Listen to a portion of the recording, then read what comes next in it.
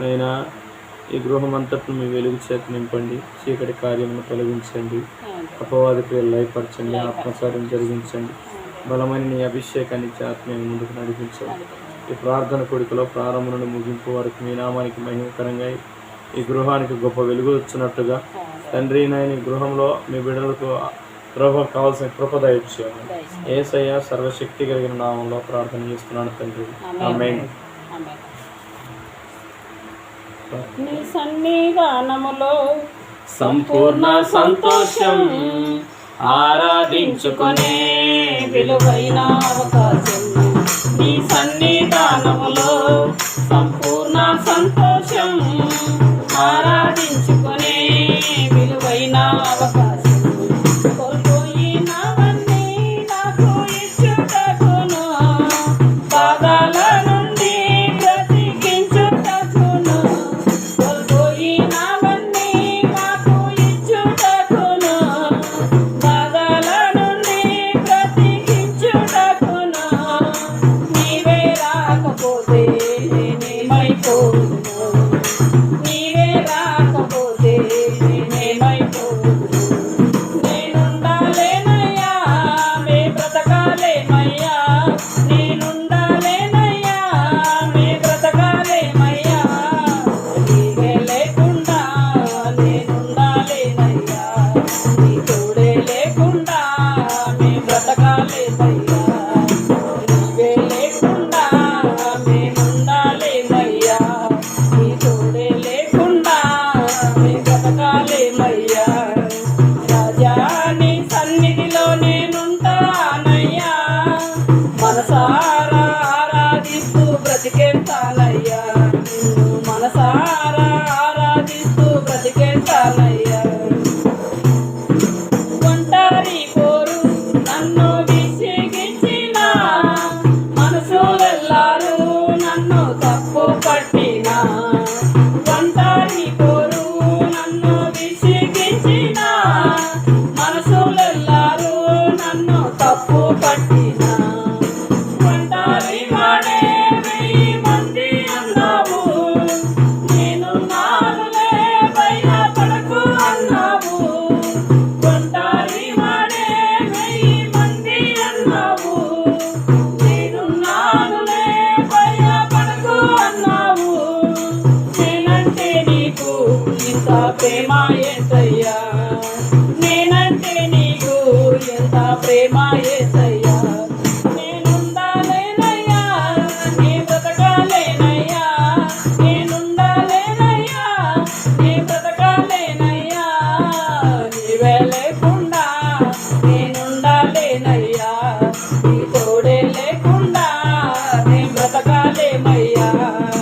నీవే లేకుండా నేనుండాలేనయ్యా, నీ తోడే లేకుండా నే బ్రతకాలేమయ్యా. రాజా నీ సన్నిధిలో నేనుంటానయ్యా, మనసారా ఆరాధిస్తూ బ్రతికేస్తానయ్యా. నిన్ను మనసారా ఆరాధిస్తూ బ్రతికేస్తానయ్యా. ఊపిరి ఆగే వరకు నీతోనే జీవిస్తా, ఏ దారిలో నడిపినా నీ వెంటే నడిచూస్తా. నా ఊపిరి ఆగే వరకు నీతోనే జీవిస్తా, ఏ దారిలో నడిపినా నీ వెంటే నడిచూస్తా. విశ్వానికి కర్త నీవే నా గమ్యము, నీ బాటలు నడుచుట నాకెంతో ఇష్టము. విశ్వానికి కర్త నీవే నా గమ్యము, నీ బాటలు నడుచుట నాకెంతో ఇష్టము. నిన్ను మించిన దేవుడే లేడయ్యా, నిన్ను మించిన దేవుడే లేడయ్యా. నేనుండాలేనయ్యా నే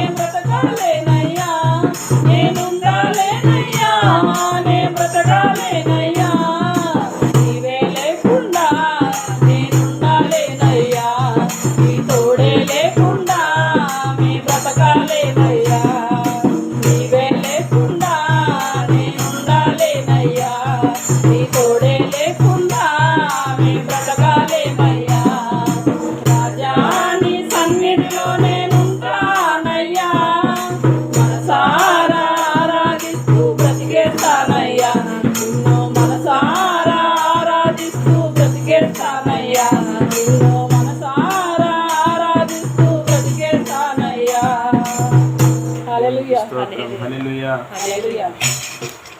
పరిశుద్ధ గ్రంథంలో ఒక మాట జ్ఞాపకం చేస్తాను పిల్లలు. సామెతల గ్రంథం 10వ అధ్యాయం. సామెతల గ్రంథం 10వ అధ్యాయం 10వ వాక్యాన్ని 11, 12 వాక్యాలు చదువుకుందాం. సామెతల గ్రంథం 10వ అధ్యాయం 11వ వాక్యం.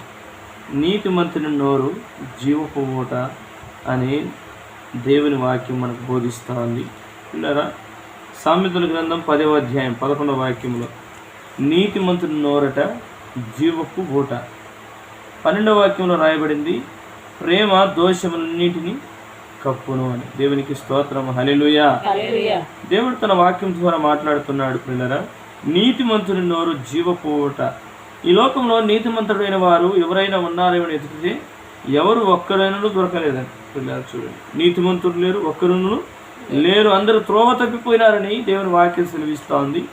నీతిమంతుడైనటువంటి యేసయ్య ఈ లోకానికి వచ్చి ప్రతి మానవుని నీతిమంతులుగా చేయడం కోసం తన రక్తాన్ని చిందించినాడు. ఆయన రక్తాన్ని ఆశ్రయించినటువంటి ప్రతి బిడ్డలను ఆయన ఏం చేస్తున్నాడు? నీతిమంతులుగా మారుస్తూ వచ్చినాడు. నీతిమంతుని నోరట జీవపు ఊట. యేసయ్య రక్తంలో కడగబడినటువంటి ప్రతి ఒక్కరి నోటిలో ఏముండాలట? జీవపు ఊట ఉండాలి. దేవునికి స్తోత్రం. హల్లెలూయా. జీవము కలిగినటువంటి యేసయ్య మాటలు మన నోటిలో ఉండాలి. కాబట్టి ప్రియులారా, ఒక మాటని జ్ఞాపకం చేస్తాను. ఇత్తువాని ఉపమానంలో మనం చూస్తాము, అక్కడ రాయబడింది మార్కు సువార్త 4వ అధ్యాయంలో. ఇక్కడ 4 రకాల స్థలాలలో విత్తనాలు పడతాయి, కానీ శ్రేష్టమైన ఫలితాన్ని ఇచ్చింది ఎక్కడంటే మంచి నేలలో పడినటువంటి విత్తనంలోనే. మంచి నేలలో పడినటువంటి విత్తనం మాత్రమే మంచి శ్రేష్టమైన ఫలములను ఇచ్చింది. అనగా ముళ్ళ పొలలో పడినటువంటి విత్తనం కానీ, త్రోవ పక్కన పడినటువంటి విత్తనము కానీ, అదేవిధంగా రాతి నెలలో పడిన విత్తనం కానీ, ఈ 3 కూడా ఏది ఫలించలేదండి. చూడండి ప్రియులారా, సరైనటువంటి వాటికి భద్రతా భావం లేక, ఎందుకంటే ముళ్ళ పొదలు ఉన్నాయి, రాతి నెలలో ఉన్నాయి, త్రోవ పక్కన పడటం వల్ల పక్షులు ఎత్తుకొని పోయినాయి. ఆ విత్తనాలు అవి ఫలాన్ని చూడలేకపోయినాయి. కానీ మంచి నేలలో పడినటువంటి విత్తనం మాత్రమే మంచి ఫలాన్ని ఇచ్చింది. కారణం ఏంటంటే మన హృదయంలో కూడా, మన జీవితంలో కూడా ఎన్నో చికాకులు వస్తూ ఉంటాయి, ఎన్నో ఆటుపోట్లు వస్తాయి. వాటన్నిటినీ మనము దాటుకొని ముందుకు రావాలి. మనము ఆ ధనమోహము, ఆ తర్వాత అక్కడ రాయబడినటువంటి మాట ఏంటంటే, ఎందుకు అణిచివేయబడిందంటే వాక్యం వింటారంట. వాక్యం విన్నప్పుడు చాలా సంతోషంగా వింటారంట, కానీ కొంతకాలమే అంట, కొంతకాలమే. ఎందుకని? వాక్యము వేరు దాన్ని నిలుచోలేకపోతున్నారు, వాక్యములు నిలబడలేకపోతున్నారండి. కొంతకాలం నిలిచి వాక్యము నిమిత్తం శ్రమ వచ్చినా, హింస వచ్చినా వెంటనే అభ్యంతర పడిపోతారండి. పిల్లరా చూడండి, అభ్యంతర పడిపోయి దేవుని వాక్యానుసారంగా జీవించలేక వారు వెండిపోతూ ఉన్నారు. కొంతమంది అయితే ప్రియులారా, ఇంకా కొంతమంది వాక్యం వినుట మటుకు వింటారు, కానీ ఐకిక విచారము, ధనమోసం వలన వాళ్ళు వాక్యాన్ని అణిచివేయబడతారండి. అయితే మంచి నేల పడినటువంటి విత్తనం మాత్రమే విని 30 60 100 ఫలిస్తారంట. మన జీవితం కూడా ఫలించేటట్టుగా ఉండాలి. ఎవరు ఫలిస్తారంటే నీతిమంతుడైన యేసయ్యను చేర్చుకొని, ఆయన మాటలు ఎప్పుడు తన హృదయంలో ఉంచుకొని వాటి ప్రకారం ఎవరైతే జీవిస్తారో వారు నిత్యము కూడా ఫలిస్తారు. దేవునికి స్తోత్రం. హల్లెలూయా. అందుకే దేవుని వాక్యం సెలవిస్తుంది, నీతిమంతుని నోరు జీవపు ఊట. అందుకే కీర్తన గ్రంథంలో 1వ అధ్యాయంలో కూడా ఆ సంగతి దేవుడు రాయించాడు. నీతిమంతుల మార్గం యెహోవాకు తెలియను అనే మాట. కాబట్టి ప్రియులారా, నీతిమంతుల మార్గం ఎవరికి తెలుస్తుంది? దేవునికి తెలుస్తుంది. ప్రియులారా, సరైన మార్గంలోనికి వెళ్తారు వాళ్ళు. యెహోవా గురించినటువంటి సంగతులలో ఆలోచన చేస్తూ ఉంటారు, దేవుని గురించి సంగతులు ఆలోచన చేస్తారు. వారు ఎల్లవేళలా, అనగా రాత్రి పగులు దివారాత్రములు దేవుని వాక్యాన్ని ధ్యానిస్తారట. ధర్మశాస్త్రంలో ఆనందిస్తూ ఉంటారట. దేవుని ధర్మశాస్త్రం చదువుకొని వాక్యానుసారంగా తన జీవితాలు కట్టుకొని ఎప్పుడూ కూడా తన హృదయంలో జీవపు ఊట బయలుదేరుతూ ఉంటుందండి. దేవునికి స్తోత్రం. హల్లెలూయా. ఆకు వాడదట, తన కాలం ముందు ఫలమిచ్చే మంచి చెట్టు వలె వారు ఉంటారంట. చూడండి పిల్లలు, ఎప్పుడు అంటే జీవపు ఊట కలిగిన వారు. అతడు నీటి కాలంలో ఏరను నాటబడినదై ఆకు వాడక తన కాలం ముందు ఫలమిచ్చే చెట్టు వలె వాడు ఉంటాడు. అతడు చేయనదంతయో సఫలమగును. ఎవరయ్యా అంటే ఈ జీవపు ఊట కలిగిన వారు, నీతిమంతుడైన యేసయ్యను కలిగిన వారు. వారు మాత్రమే అభివృద్ధి ఆశీర్వాదాన్ని చూస్తారండి. ఈ లోకంలో ధనధాన్యాలు ఎన్ని సంపాదించినా, ఆస్తి ఐశ్వర్యం సంపాదించినా, క్రీస్తును సంపాదించుకోలేకపోతే వారు ఎలా ఉంటారంటే దుష్టిని సంపాదించుకున్నారు కనుక వారి మార్గం గాలి చెదరగొట్టు పొట్టువలే ఉంటారంట. వారంతా కూడా వారి జీవితం ఏముంటుంది? పొట్టులాగా అయిపోతారు. పొట్టు ఎక్కడన్నా గాలి వచ్చిందంటే నిలబడుతుంది అక్క, నిలబడదు అసలు ఇక. కానీ ఎవరైతే దుష్టిని యందు ఉంటారో, దుష్టినికి సమీపంగా ఉంటారో, దుష్టక్రియలలో జీవిస్తారో వారి జీవితాలు అలా అవుతాయి. కానీ దేవుని వాక్యం చదివిస్తుంది, జీవపు ఊట కలిగినటువంటి వ్యక్తులుగా మనం ఉండాలని.